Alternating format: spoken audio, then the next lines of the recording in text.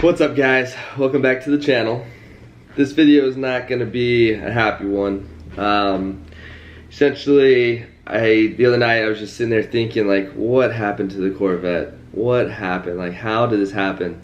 I've had, what, three Corvettes in the past, a C5, C6, C7, and they're all bulletproof. I mean, I ran the crap out of them. My last Grand Sport, I put 45,000 miles, and I ran the crap out of that thing. Like, I don't understand. Like now I understand, but at that time, a couple of nights ago, I did not understand like what had happened to this car. So essentially, this video is just going to be an update on the Corvette. You guys know last video we took it to the track.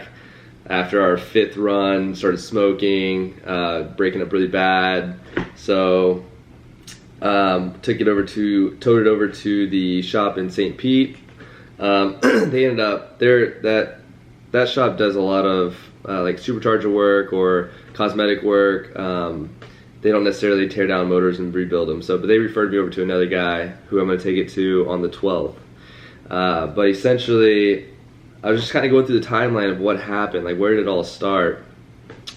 So before the track, I had gone to the dealership for the suspension problem where the leaf spring was riding on the control arms because the car was lowered all the way down, and at that time they found an oil leak and they thought it was coming from the belt tensioner, and so we replaced that, but really the oil leak was coming from something else. We don't know what yet. But go back before that was right when we went to Ocala, and the car was running perfect until something happened. So what did I do? What did I change? We did the first run and it had ran perfect down the track. We didn't get a time for it though because they hadn't set up the time when we had launched, so we didn't get a time for that run or a mile per hour for that run. So the second run though, I remember sitting in the staging lanes and we have an expansion tank on there. Remember, I bought this car used and it had a bunch of upgrades done to it, and I didn't know exactly what they did or how they worked or whatever, but one of the upgrades on there is an expansion tank on the driver's side fender. And there was a little nozzle on it, and what I had looked to see where that hose had gone, and it had routed up to the front, and I assumed that it went to a radiator of some sort, and then that another hose was going to route it back up to the supercharger. But really what that hose was a drain hose. So you turn the nozzle, and the hose that routed up to the front was actually a drain hose, and it would drain out in the front.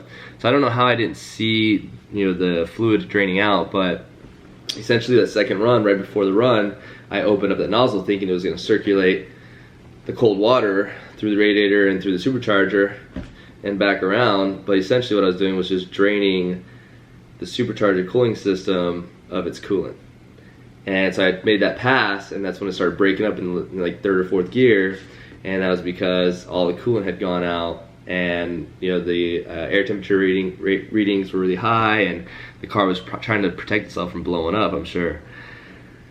So, and then my 3rd run, I remember it had broken up, so I was like, oh, well, the only thing I did different was I turned that nozzle, so I turned it back, not thinking that it had drained the fluid out. I didn't check the reservoir to see if the fluid was still in there or not. Like, I made so many dumb mistakes. I'm like kicking myself in the butt about it right now, like just thinking about like the whole reason why the car's in the shop right now, the whole reason why the car didn't run well at the track in Bradenton, the whole reason why I didn't run well at the half mile was because I turned that stupid nozzle and drained the cooling system for the supercharger. So my confession is I pretty much blew up my own car. I self-inflicted it. Like, that's the worst part. Like, it would be so much better if there was a mechanical failure and the engine had blown a head gasket or whatever, through rod, piston, whatever. But I turned the nozzle, I drained the fluid out of the supercharger cooling system, and I fried the motor.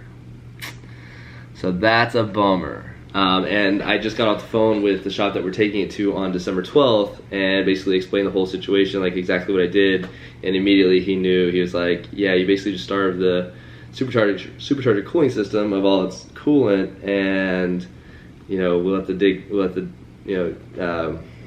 open it up and basically see what what happened, what we fried, what we blew.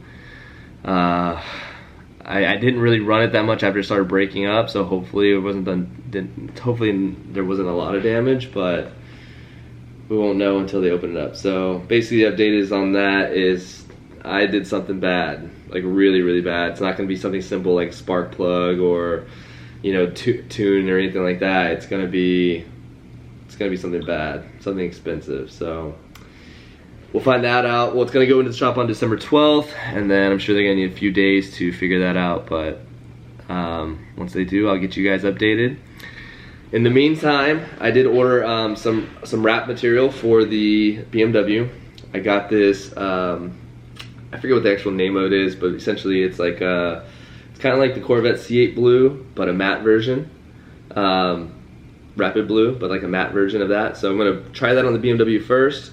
I'm gonna try to wrap. I've never wrapped before in my life, so I'm going to try to wrap a car by myself.